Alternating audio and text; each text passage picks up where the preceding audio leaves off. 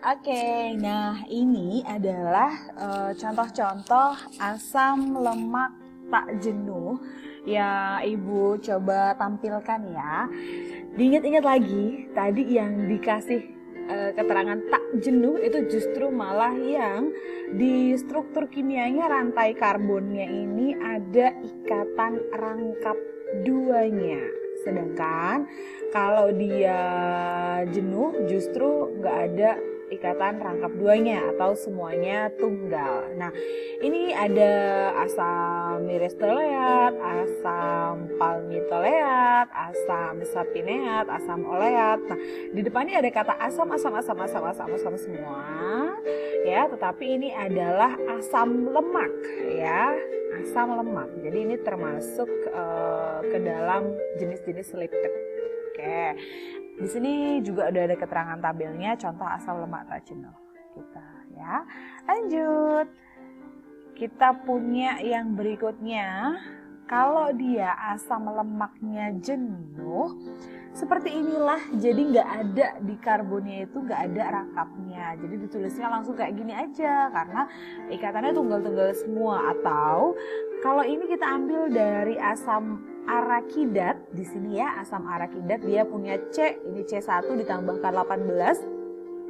Tambahkan satu lagi berarti ada 20 C ya.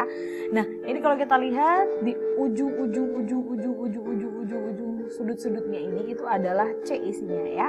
Nah, ini ikatannya stripnya satu semua, tunggal semua. Makanya ini disebut asam lemak jenuh atau digambarkan yang di bawah ini lebih jelas lagi. Ini karbon ke karbon tunggal semua ya, nggak ada rangkapnya. Oke, nah ini adalah contoh-contoh asam lemak yang jenuh. Kita punya ada asam laurat, asam miristat, asam palmitat, asam stearat. Oke, lanjut ya. Tadi setelah kita udah bahas tentang salah satu golongan dari lipid yaitu lemak, kita akan bahas sekarang golongan lainnya yaitu si lilin. Oke, lilin ini Ibu clearkan bahwa ini bukanlah lilin yang biasanya kita nyalain waktu mati lampu, itu beda ya. Jadi lilin yang kita nyalakan waktu mati lampu itu bahannya dari minyak bumi. Nah, sedangkan lilin yang dimaksud ini itu adalah wax ya. Mungkin ada beberapa yang sudah familiar menggunakan produk kecantikan wax. Nah, ini adalah bentukan lilin yang kita maksud sekarang, bukan lilin yang untuk menerangi saat mati lampu itu ya. Oke. Nah, lilin dalam hal ini wax merupakan ester asam lemak dengan monohidroksi alkohol yang mempunyai rantai karbon panjang. Jadi si wax ini punya rantai karbon antara 14 sampai 34 variasi atom karbonnya ya. Nah, si lilin atau wax ini diperoleh dari lebah madu, dari paus, dan dari lumba-lumba. Ini nggak Ibu kasih keterangan ikan. Oke, jangan sampai salah ya. Paus bukan ikan, lumba-lumba juga bukan ikan. Paus dan lumba-lumba adalah mamalia. Jadi bukan ikan paus, bukan ikan lumba-lumba. Lilin diperoleh sekali lagi dari mana? Lebah madu, paus, kemudian dari lumba-lumba. Nah, dari lebah madu sendiri itu kita dapatnya dari apa? Jadi lilin lebah itu dikeluarkan oleh lebah madu untuk membentuk sarang tempat menyimpan madu. Jadi rumahnya itu ya, yang kalau kita dapat produk madu dengan sarangnya. Nah, si sarangnya itu adalah wax dari si lebah madu ini ya. Senyawa yang terkandung di dalamnya adalah mirisil palmitat ya, senyawa lipidnya. Oke, kemudian lilin pada bagian kepala paus maupun lumba-lumba itu disebut spermaseti ya, dia terdiri dari senyawa setil palmitat. Jadi wax itu juga bisa diambil dari kepala paus ataupun kepala lumba-lumba. Tapi kok ngeri juga ya. Seram kalau kita ngambilnya dari paus atau lumba-lumba, kasihan paus sama lumba-lumbanya. Kalau soalnya artinya kalau kita ambil wax dari kepala paus atau lumba-lumba, ya sudah dipastikan paus sama lumba-lumbanya ya pasti mati gitu ya, atau harus mati dulu baru kita bisa ambil gitu kan. Sedangkan kalau pada lebah madu enggak ya, karena kita ngambilnya dari sarangnya kayak gitu. Jadi lebah madunya kan nggak mati gitu. Nah, Kemudian ini adalah golongan lipid yang lainnya, yaitu fosfolipid. Apa tuh fosfolipid? Fosfolipid adalah gliserida yang mengandung fosfor dalam bentuk ester asam fosfat, gitu ya.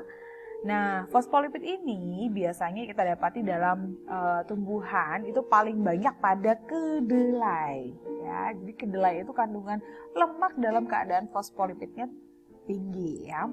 Kemudian pada manusia dan hewan itu terdapat pada telur. Nah, kalau di telur itu adanya pada yolknya, ya, pada kuning telur. Kemudian terdapat pada otak, pada hati, pada ginjal, pada pankreas. Oke, ini maaf ya typo. Kemudian pada paru-paru dan pada jantung. Jadi secara alamiah sebenarnya otak, manusia, hati, ginjal, pankreas, paru-paru dan jantung ini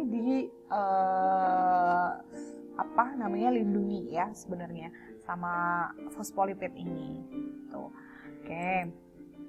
Kemudian kalau kita punya sphingolipid tadi, ini termasuk senyawa organik yang termasuk lipid tadi gitu ya. Jadi sphingolipid ini salah satu jenisnya adalah si cerebrosida. Nah, ini si cerebrosida itu biasanya atau terutama terdapat pada jaringan saraf. Oke, jadi jaringan saraf itu ternyata disusun atas apa? Lemak, gitu ya. Yang bernama apa? Sphingolipid. Oke. Kemudian ada jenis terpen ya tadi.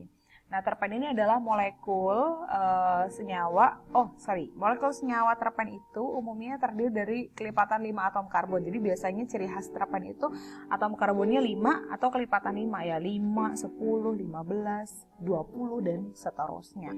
Nah, contoh senyawa yang merupakan terpen ini ada stiral, pinen, geraniol, ada kamfer, kemudian karoten, vitamin A.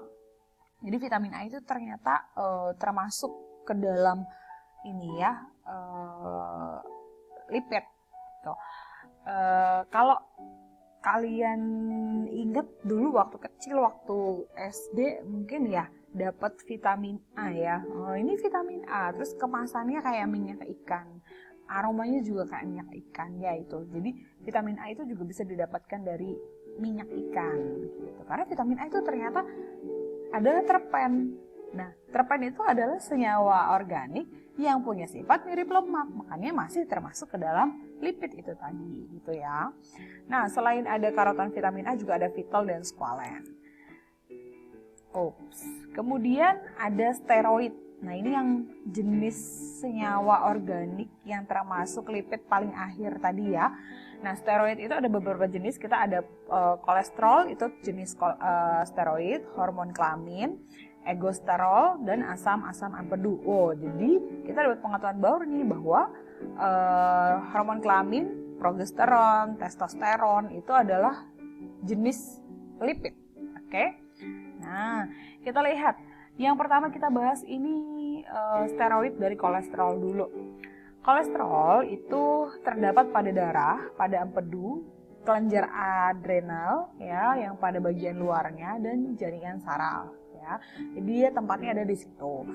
Tetapi kolesterol itu utamanya atau paling banyak adanya di batu empedu karena si kolesterol itu merupakan komponen utama dari batu empedu ya. Kemudian dalam konsentrasi yang tinggi ini si kolesterol itu dapat mengkristal. Jadi dia bakal mengeras.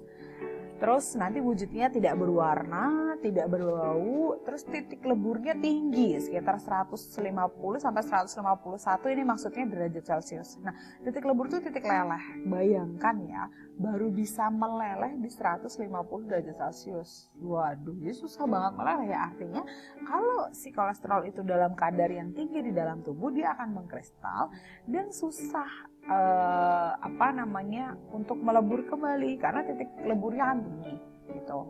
Perlu direaksikan dengan senyawa kimia lainnya supaya kemudian bisa melebur. Nah, kristal kolesterol ini dapat menyebabkan penyempitan pembuluh darah. Mengapa? Karena si kristal kolesterol itu ternyata akan menempel pada permukaan pembuluh darah, menyebabkan permukaan pembuluh darah itu menjadi tebal. Ya, kalau permukaan pembuluh darah jadi tebal, berakibat pada yang semula pembuluh darah itu bisa elastis, kemudian jadi tidak elastis, gitu ya, sehingga ini bisa memicu jantung memompa lebih keras daripada biasanya. Nah biasanya kalau ibu ya, orang tua kita deh ya, itu yang habis makan makanan berkolesterol tinggi kayak seafood gitu ya, ada yang ototnya tegang banget, bukan ototnya ya, kerasanya bilangnya ototnya tegang banget nih di leher, kaku banget lehernya gitu.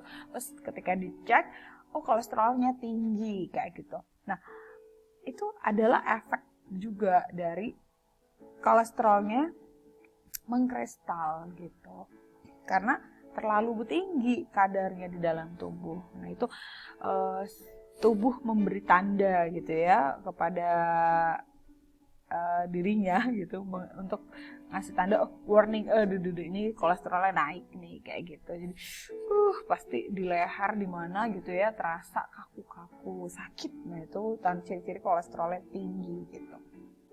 Nah kalau tadi kita udah bahas ternyata yang termasuk ke dalam golongan lipid apa aja? Ada lemak, ada lilin, ada fosfolipid, ada sphingolipid gitu ya. Sphingolipid, terus ada terpen, ada steroid. Nah, kalau kita udah bahas semua nih yang termasuk lipid, terus apalagi yang kurang? Kita belum bahas nih tentang fungsinya lipid di dalam tubuh. Kalau tadi lipid itu apa, jenis-jenisnya apa udah tahu, sekarang kita bahas fungsi lipid. Ya ada yang mau tebak dulu, fungsi lipid itu apa sih? Apakah bikin kita jadi cabi, bikin kita jadi gemuk? Nah, fungsi lipid yang pertama adalah mempertahankan suhu tubuh. Jadi lipid ataupun lemak itu adalah konduktor yang buruk ya, tidak bisa menghantarkan panas dengan baik gitu. Jadi dia tuh bisa mempertahankan panas. Jadi keberadaan lemak atau keberadaan lipid itu penting banget sebenarnya di dalam tubuh kita agar suhu tubuh kita tuh bisa lebih stabil. Misalnya ya bertahan di 36,5, 36,4, pokoknya di rentang 36 sampai 37. Jadi badannya hangat. Walaupun misalnya datang ke tempat yang dingin, misalnya ke puncak kayak gitu ya, kan misalnya suhu udaranya di sana 6 derajat Celcius kayaknya enggak ya, nggak nyampe 6, berapa, 16 derajat Celcius misalnya. Nah, itu kan dingin gitu ya. Tapi kalau tubuh kita ini ada lemaknya, maka suhu tubuhnya akan terjaga gitu. Maka tidak salah kalau ada yang bilang, wah kalau orang gemuk itu didingin-dingin tetap anget gitu ya. Sedangkan kalau yang orangnya kurus nggak ada lemaknya gitu, ketika dingin langsung menusuk dinginnya ke badannya. Karena apa? Karena tidak ada lemak yang dapat mempertahankan suhu tubuhnya, jadi suhu tubuhnya turun gitu. Makanya dia butuh dibantu dengan pakai jaket yang tebal, pakai selimut yang tebal kayak gitu ya. Oke. Nah, fungsi lipid lainnya itu adalah melarutkan vitamin A, D, E, dan K. Nah, ada nggak di sini yang sudah mulai rutin konsumsi vitamin E misalnya untuk menjaga asupan vitamin E supaya kulitnya lebih bagus, lebih cerah kayak gitu misalnya ya. Nah, sebenarnya vitamin E itu kan nggak hanya didapatkan dari multivitamin yang beredar di pasaran itu ya. Jadi kalian tuh sebenarnya makan sumber makanan kalian itu ada vitamin E-nya ya berarti dapat gitu, karena kebutuhan vitamin E dalam tubuh itu sebenarnya nggak terlalu besar. Nah, kalau kalian konsumsi misalnya deh ya vitamin E, A, D, E, K, D semua aja, mereka ini paling baik sarannya adalah dikonsumsi setelah makan. Kenapa? Karena setelah makan itu kemungkinan ada lemak ya kan, sehingga mereka tuh bisa larut dan tubuh bisa mendapatkan efeknya dari si vitamin A, D, E, K ini. Jadi mereka nggak bisa larut dalam air. Artinya salah kalau dalam keadaan perut kosong belum makan kalian malah konsumsi vitamin A, D, E, dan K. Nah kalau hanya dengan air aja mereka tuh sulit larut. Artinya tubuh nanti juga akan kesulitan untuk menyerap gitu, atau penyerapannya akan jadi tidak optimal gitu ya. Nah, kemudian yang berikutnya, fungsi lipid itu adalah sebagai sumber energi cadangan. Oke, ini kita lanjut di video berikutnya ya tentang sumber energi